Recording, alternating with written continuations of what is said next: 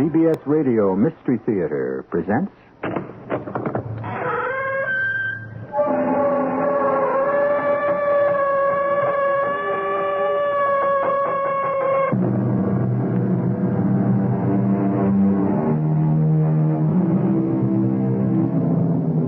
Come in. Welcome. I'm E.G. Marshall. To watch a great and noble person fall from heights because of some very human flaw in his character can relieve us of pent-up emotions, soften sometimes our own disturbing problems. The ancient Greeks had a word for it, as they did for so many other things. They called it catharsis, a relief, a purging of emotions. Perhaps the story you're about to hear may have that effect on you. Citizens of Thebes, this unknown murderer will be brought to justice. This I promise you. And on his soul I here invoke this curse.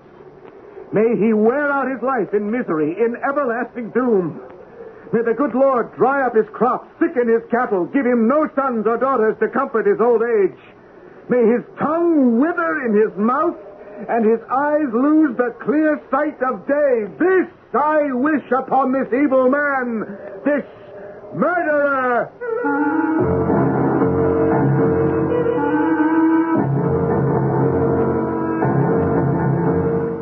Our mystery drama, So Shall Ye Reap, was adapted from one of the greatest tragedies of all time, Oedipus the King, by the ancient Greek playwright Sophocles.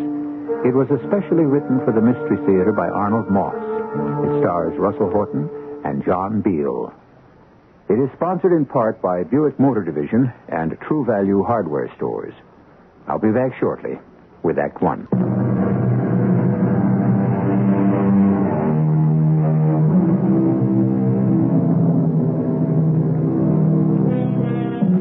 The year was 1851. The rugged mountain country and wide plains of New Mexico had just become a territory of the United States. For more than 300 years, it had been the storehouse of Pueblo, Navajo, Zuni, and other old Indian cultures. Then the earliest gold-seeking Spaniards came and added their rich legacy to the land. In the grasslands where huge buffalo herds still thunder, Don Edipo Baca, a member of one of New Mexico's first families, is the alcalde, the mayor of the town of Thebes. Don Edipo has summoned his deputy, Don Cristiano, to question him about a matter of the greatest concern to the city. What new developments, if any, are there, Cristiano? We know nothing more today than we knew yesterday. The doctors from the capital, they came? They came. They looked. They helped us not at all, Don Edipo. They had no explanation for what's happening. None. Some things, they said, go far beyond the knowledge of their training, of their medicine. And this is one of them, they told me. And in the town? Enough to break one's heart. Within the marketplace, the people sit, the old ones and the children, with garlands of flowers around their necks and heads. They sit facing the cathedral, praying that this terror will depart. Their prayers, they go unanswered. A blight has fallen on all fruitful plants. A blight is on the cattle of the fields. A blight is on our women, so that they bear no children. And every day, Black Death grows richer, despite the lamentations and the prayers. You must do something, Edipo. The people look to you. The city must be saved from this dread pestilence. You are their strength. If only I could find the means to save it. How many more were there that died today, Don Cristiano? 5. 4 children. 1 old woman. I've sent for doctors. They're useless. I've prayed and lighted candles for some guidance, for a wise word from God, but I hear nothing. I'm helpless. The strange thing is that outside the limits of the town, everything is flourishing. This plague stops at the borders of our city. Goes no further. How do we explain that? And most important, what do we do next? We've tried all else. If you'll permit me to suggest... Yes? Would you allow me to bring you a person who might come up with a solution? What person, Cristiano? Who might that be? You've heard me speak of the old Zuni Indian, Teresio. Teresio, that blind old charlatan. He's a fool. The old man may be blind, but he's no fool. The Zunis are among the oldest tribes in all New Mexico. They know the land better than most. Teresio is the oldest living one among them, more than 100 years, they say. Though blind, he has a reputation for seeing things no other man can see. He may know the cause of this dread pestilence and how to end it. I see it as a waste of time. But call him Cristiano if you must. Yes, let him come.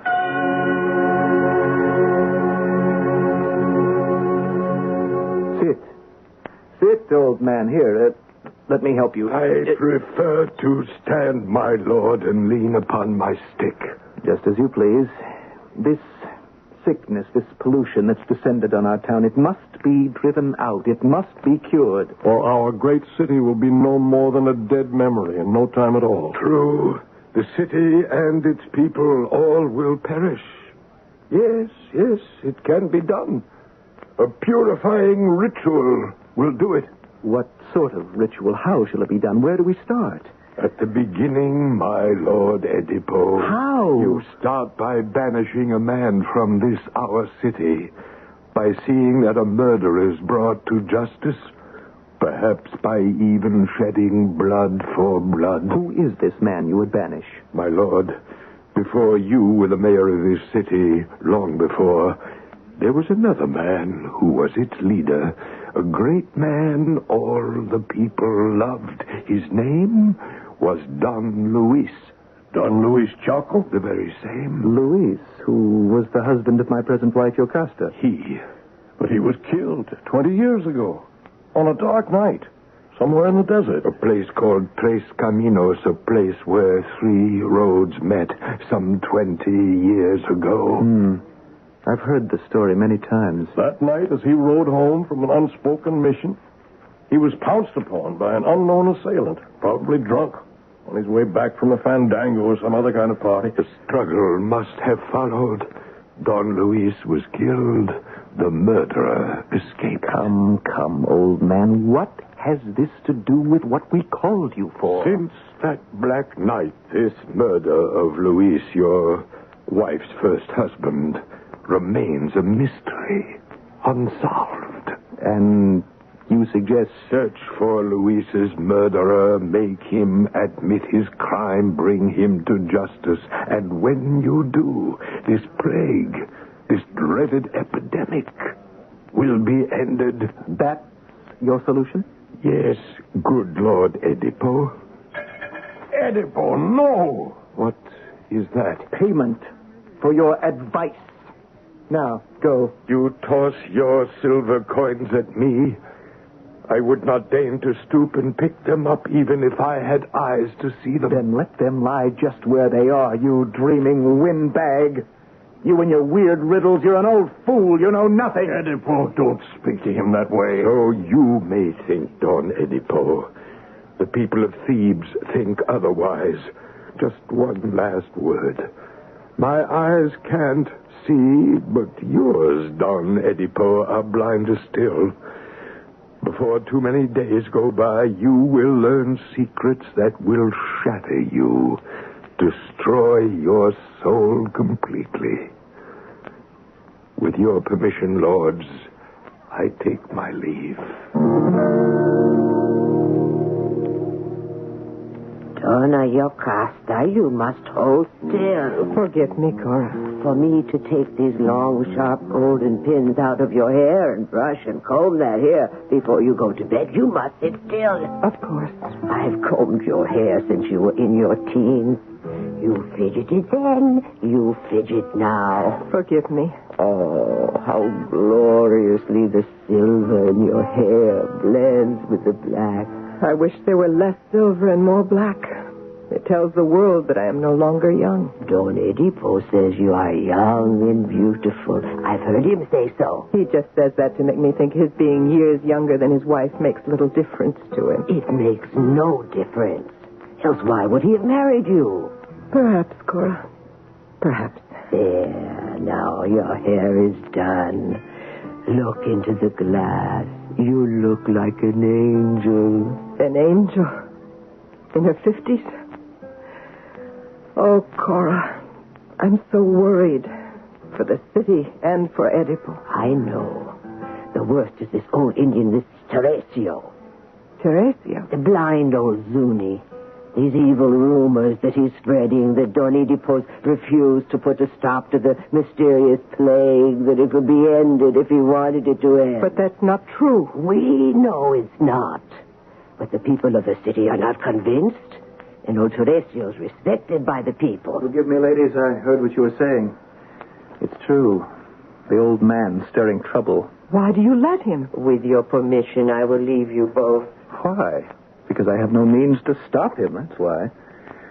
But let him talk. And yield to all his threats, his so-called warnings? I know about them. Edipo, we're not back in the Dark Ages. This is 1851. Don't listen to this nonsense. I know. The murder of Luis so many years ago is a case long closed. The police have given up. The murderer just disappeared into thin air. That is that.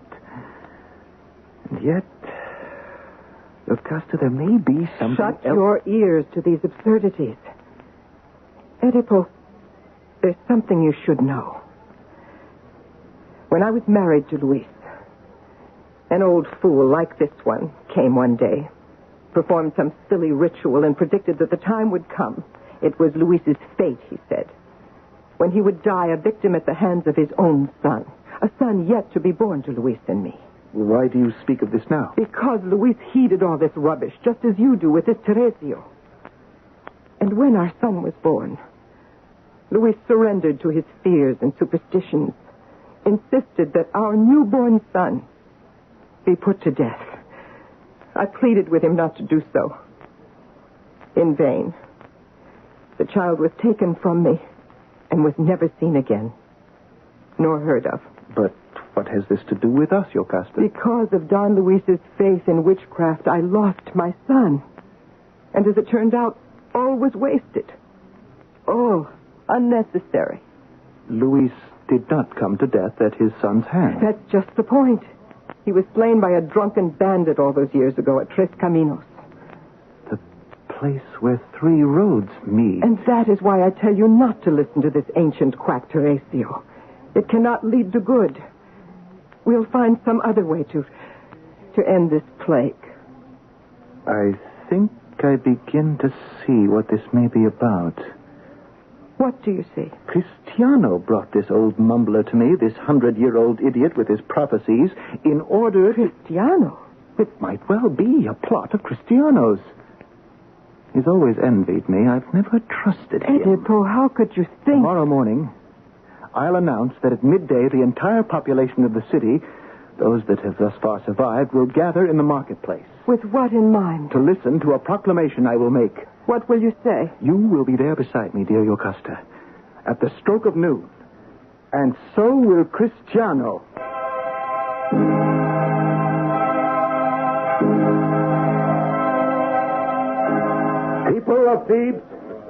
People of Thebes, if you will hear my words, I beg you listen. Here, with my wife beside me, and my deputy, Cristiano, I tell you, Teresio is right.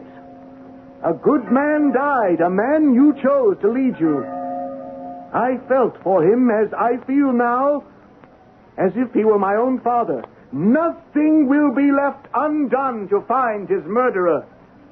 Though many years have passed, I promise you, and when he's found, he will be brought to justice. People of Thebes, God will decide if we're to prosper or remain in sorrow. Edipo, you've done a very foolish thing. Why? No harm can come from what I've said, and who can tell? It might even bring us untold good. Am I right, Cristiano? Let us hope so, Edipo. Let us hope you will have nothing to regret.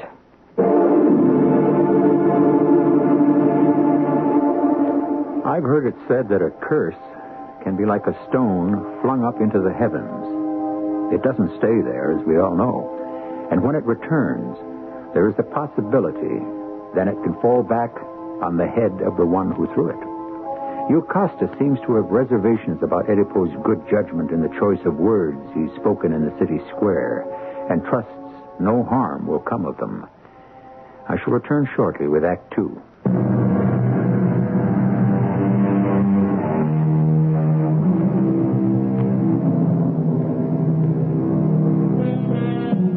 A prophet is not without honor, save in his own country and in his own house. So the scriptures tell us. The blind centenarian Terisio has foretold the end of the pestilence that plagues the town of Thebes in the New Mexico of 1851. That will happen, he says, when the name of a man guilty of a 20-year-old murder is revealed. How much weight Don Oedipo Baca, mayor of Thebes, gives to this strange prophecy still remains to be seen. Augusta, we've been riding for an hour or more. Aren't you a little tired? Why? Because I'm 20 years older than you? Oh, you silly, beautiful wife. Stop talking nonsense. I thought it might be good to get away from town for just a bit. Of course. I'll tie the horses. Oedipo, may we talk about what happened in the plaza? At noon today? Why not? Why did you tell the people what you did? That old Zuni warrior, Teresio, is leading all the people to believe that I, in some odd way, was implicated in the murder of Luis. Why should the old man be so anxious to connect you with the murder, if that, in fact, is what he's doing?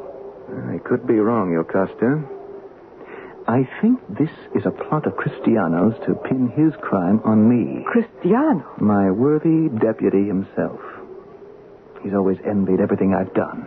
You think that Cristiano could be Who so... brought old Tyraciel in to see me, threaten me? Cristiano. Who brought the doctors from the capital, the eminent doctors incapable of finding any cause or any cure to all our troubles? Cristiano. No, my dear Jocasta, I don't trust him. What's more, tonight, when we return, it's my intention to have a little talk with good Don Cristiano. Just the two of us.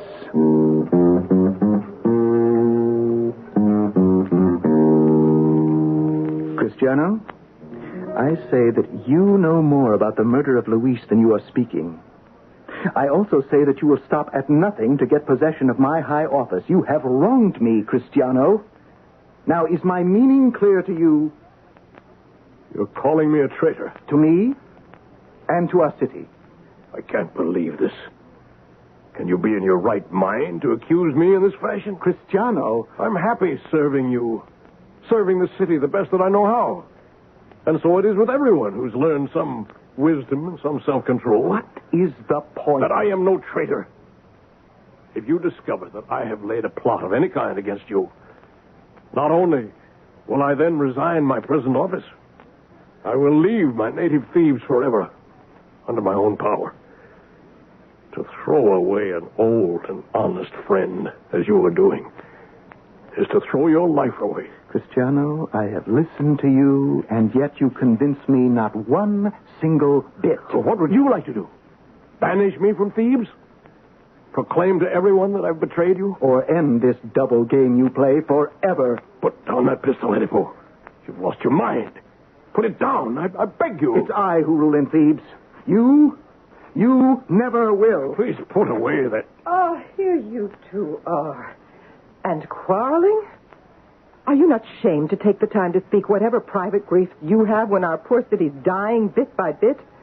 The contagion of death spreads by the hour and you two argue? Please, leave, Cristiano. It's late.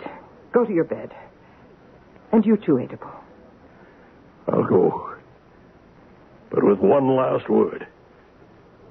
Oedipo, if I've been guilty of one iota of the charges you've made, I call upon the heavens to curse me and take away my life this very moment. I bid you both good night. I think you are wrong. Cristiano is an honest man, I'm sure. We'll see. If he'd had anything to do with what happened on that ghastly night at Tres Caminos, he'd have given himself away long ago. Why do you keep calling it the thing at Tres Caminos, the ghastly night at Tres Caminos? What should I call it? That's where it happened, where Don Luis, my husband, was savagely attacked and slaughtered. So 20 years have passed, and you, my dear one, have helped me to a beautiful new life. You can't expect me to forget completely, can you? Then I must tell you something. Something I could tell to no one but you, my wife. Something I have never spoken of before to anyone. What is it that disturbs you so? Yocasta, I killed a man. For 18, 19 years since that day, since I was born, I was a happy child sharing my parents' home, my parents' love. There never was a kinder father than Pablo Barker. May his days be long. No gentler, sweeter mother than Dona Marta. So I have heard. One night at dinner, it was the night of Christmas, some guest who drunk more wine than he could handle cast doubts upon the legitimacy of my birth, called me an unspeakable name, all as he supposed in jest. Though furious, I held my temper, let it pass. But that night, I had a dream. An ugly, torturing dream. That I was doomed to be the murderer of my own father. That and something else. And what was that? Oh, it was so terrible, I still can't find the tongue to speak it. Especially to you, my wife. Oh, my poor Edipo. I waked up from my dream that night, screaming, drenched in my own sweat. I dressed, mounted my pony, and fled, not knowing to what place I was headed. I rode for hours, so I think anywhere, to get away from my dream, from what I thought I might be fated for. Then, suddenly, on this darkest night, I came upon a man who challenged me the right of way. Drunk with my fear, emboldened by my youth, I struck this man who pushed me, drew my pistol, and you shot him? Killed him on the spot. And as I rode away, I saw the signpost that identified the place, and what it read was Tres Caminos, the place where 3 roads meet. Oh, my dearest Edipo. Oh, my darling. For the first time, I understand why you're always so upset at mention of that place. What you did there was an enormous sin, taking a man's life. May God forgive you. But the fact that you have killed a man and that my first husband lost his life at the same place is no more than a most unhappy fate. What do you call it? A coincidence. One thing has no connection with the other. That's what I've always told myself. Besides, your dream was meaningless. Your father, Pablo, is alive and well. As for the other thing, whatever it may be, the thing you dreamed of, you must forget. To wound yourself with shapeless images that have no basis in reality, that makes no sense. You're right, of course. Now, get some rest. And in the morning, we'll find some way to end this pestilence that's poisoning our city.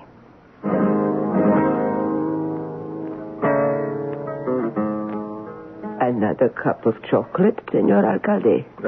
No, thank you, Cora. I've had enough. You've finished with your breakfast then, Senor? Almost. Then I must tell you, that blind old man's outside again.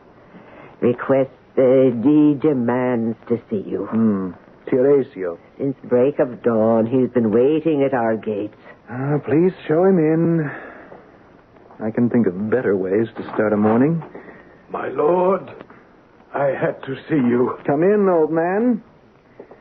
With what new anger have you come to punish me?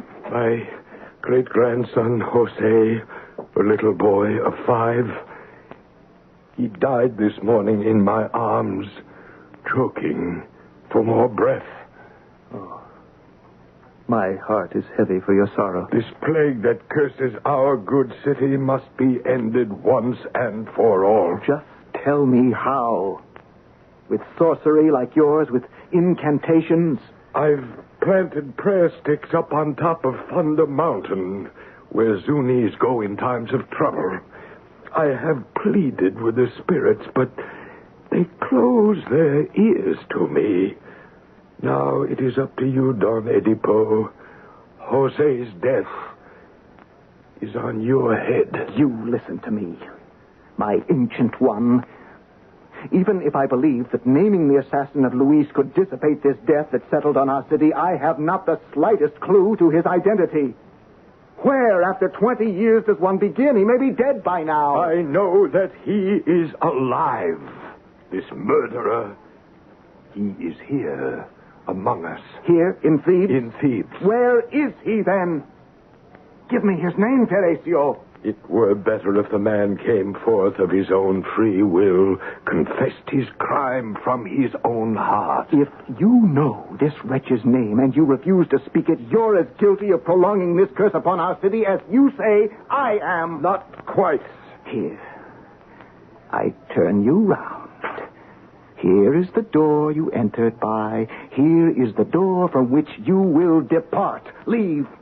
Out of my house at once. Before I go, I put this in your hand. What is it? A small memento of a time long past, a little amulet of turquoise.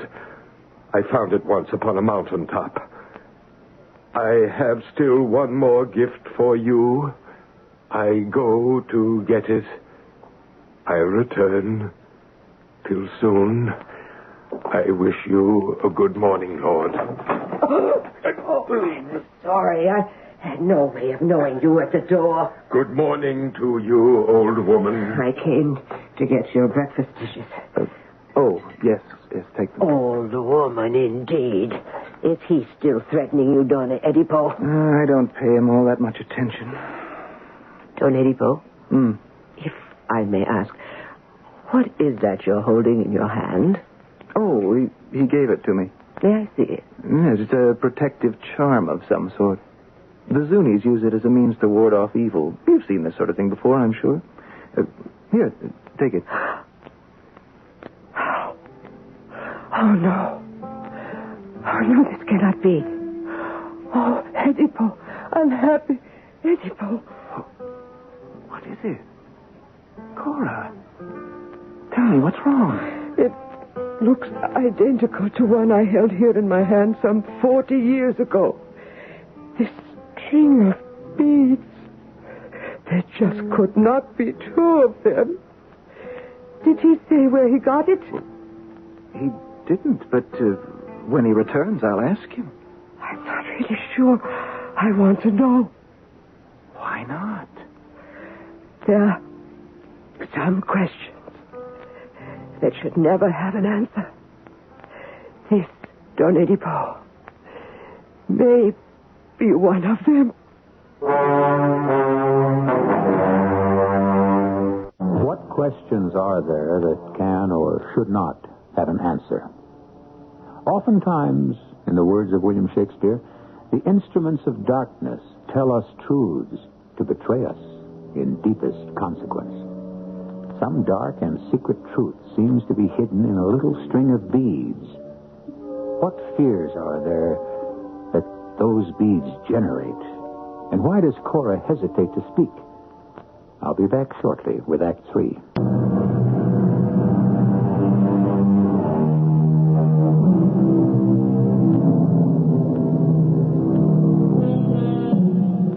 Destiny has two ways of crushing us.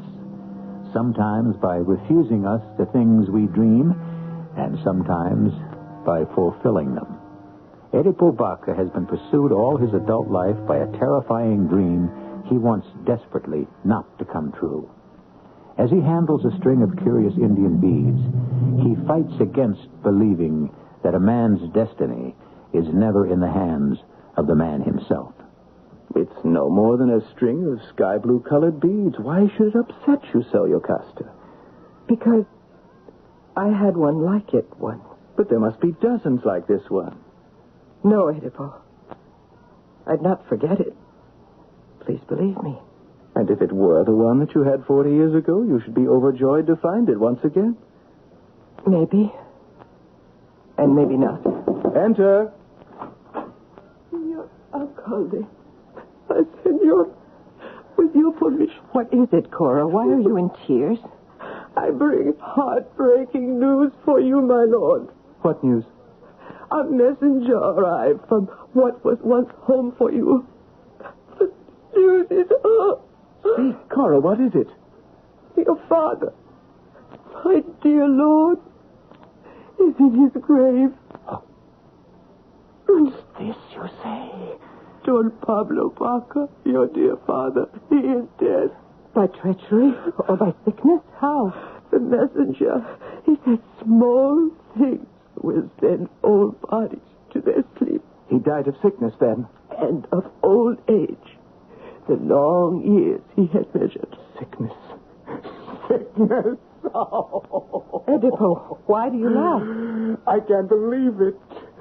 The prophecy, the evil dream that I once had. The dream that has been filling me with fear all my grown life was meaningless. What dream? That I would kill my father. That murder of my own father was my fate, Cora. Senor. Oh, you bring welcome news, oh comfortable Cora. My father is dead, hidden deep in the earth of natural causes. And that other portion of the dream? The part you would not speak of? Oh, it will prove as worthless. Oh, I rejoice to hear your news, dear Cora. Don Oedipo. Yes. On top of everything, Teresio's back again. Oh, let the old goat come in. I have no fear of him or any man. This way, old man. Here, let me lead you. My good Lord, I've brought you this, just as I promised. What is it? A little gift. It goes with the blue amulet I gave your husband. An old Navajo blanket, torn and faded by the sun and rain. It's yours, Don Oedipo. Why his? Well, what would I want with it? Why do you give me this? And for that matter, why that amulet? They both may help you find that truth which we were speaking of. Truth? In a rag of a blanket and a string of beads? I have no time to listen to such nonsense. Why have you brought these things, old man? Where do they come from? Some 40 years ago, walking atop Mount Lagrimas, I came upon a newborn infant, 3 or 4 days old, abandoned by its parents, wrapped in a Navajo blanket. This blanket. The child was close to death, too weak even to cry. This blanket? I picked up the child, carried it in my arms to the hacienda of Don Pablo and of Dona Marta. They were childless. They'd befriended me. They kept the baby, raised it as if it were their very own. Oh, no. Don Pablo. Dona Marta. My parents did this? They did. A fascinating tale, and this is your truth. It is. What has this story got to do with me? Or, if you please, with the murder of Luis at Tres Caminos? Don Oedipo, you were that infant, wrapped in this very blanket. The turquoise amulet was around your neck. No, that cannot be. Pablo and Marta were never your true parents. You horrible old man. Who then were my parents? Tell me that. No! Cora? No! Be still. Say nothing. What is it? Cora. Cora? Help me to my room. Yes, senor. Oh, Oedipo. God give you help. God keep you from the knowledge that will bring unending grief and tear your soul into 1,000 pieces.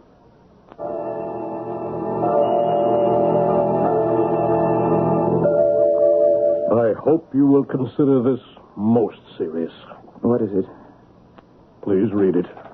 And, very distinguished and most honorable Sir Don Oedipo Baca, Mayor of Cristiano. This is your resignation as my deputy.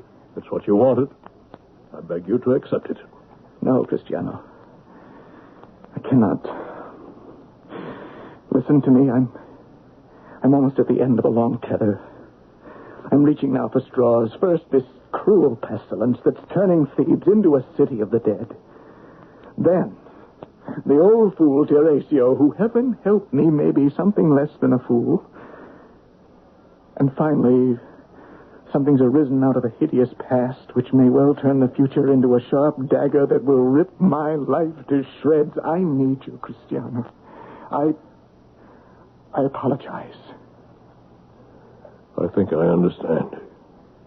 How may I be of service to you, Edipo, my friend? What's that? Who's sobbing? Excuse me, Cristiano. Cora, what are you doing here, hunched up on the cold tiles outside my door? Why do you weep? I never thought the words would pass my lips. But you must learn the truth, Don Edipo. With your permission, Edipo, I'll leave. What is this truth you speak of, Cora? Will you stop blubbering, old woman? Speak. You know, I served your Costa all these years for the time she was still a little girl. Yes, I know. I'd put my life down if she asked me to. I know that, too. You knew. She'd had a child by her first husband, that Don Luis, fearing the prediction some soothsayer had made. Yes, the child was placed atop a mountain there to die. These, my hands, cradling the infant boy were the same hands that placed him on Mount Lagrimas, wrapped in that same blanket over there, that same turquoise amulet around its little neck. And what Teresio told me... True. All true. He found the child, gave it to Don Pablo for adoption. And that child, my lord, was you. Then, if that is so... Don Yocasta asked me to give you this. What is it? The official report, she said, of Don Luis's murder, signed by the police. She bids you read it. As Don Luis Chaco, mayor of Thebes, approached the place that's known as Tres Caminos on Christmas night in the year of our Lord 80... Christmas night? The same night that I left my home. The night I dreamed that I would kill my father. The night I killed a man at Tres Caminos. That man was my father. Oh, light of the sun, let me look no more upon you after today. Oh, you poor man. Lucasta. My dear lady. Oh, unhappy woman that I am. From my marriage bed I come. That bed of sorrow where, unknowing, I have brought misery and pain upon this house. Go back into your room, Yocasta. Rest. There is no rest for me. Never again will I know peace. Never again the luxury of happiness. Allow me, my lady. Let me take you to your room. No. Stay here, Cora. I only came to look once more on his face. I know the way. I need no help. And the rest of my dream. It, too, heaven pity me, has proved to be the truth. My own mother has been my mother. And my bride. It sounded like a shot. A shot. Teresio was right. The murderer of Luis was always here in Thebes. Unknowing and unknown. But now... Cristiano, why do you carry Yocasta in your arms? Yocasta's dead. She shot herself. Oh... Edipo, most wretched man in all the world. What are you doing? Let me take those long, sharp pins. with which your Costa you would bind your hair in place. No, Oedipo. No, let the curse of God is on you, Oedipo. Oedipo. Now what can I see to love? Now what good can I look forward to? Stop, Oedipo, stop. Your eyes are smeared with blood. Darkness, horror of darkness. I was blind when I could see. Madness and stabbing pain and memory of evil deeds I've done. He's put out his eyes. Go, Cora. Quickly, bring some help. Stay here, both of you. I am beyond all help. Let me go away. I, whom God despises above all men on earth.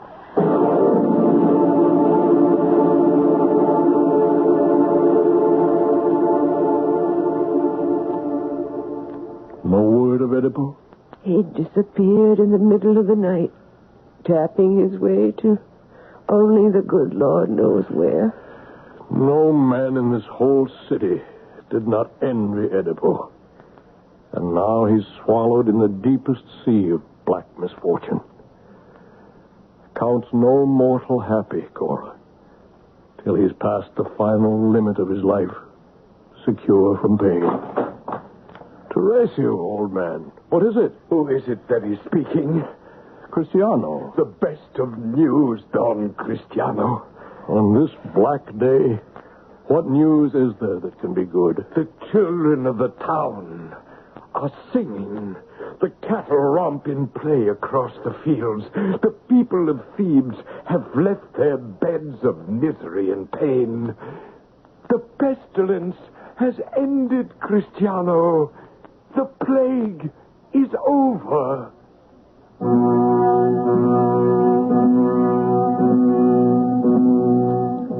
There are those who believe that the strings of the puppets that all men and women are manipulated by unseen hands above us. Do what we will, we are no more than wooden instruments that dangle from our cords, held by the master puppeteer called Fate. I'll return shortly.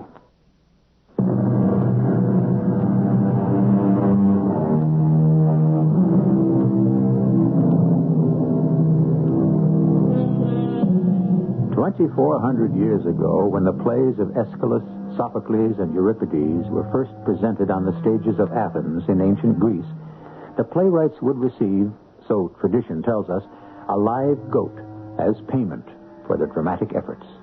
The word in ancient Greek for goat was tragos. This, followed by the word for song, gave us tragodia, goat song, or tragedy. Our cast included Russell Horton, John Beal, Teri, Keane, and Pitoniak, and Arnold Moss. The entire production was under the direction of Hyman Brown. This is E.G. Marshall inviting you to return to our Mystery Theater for another adventure in the macabre. Until next time, pleasant dreams.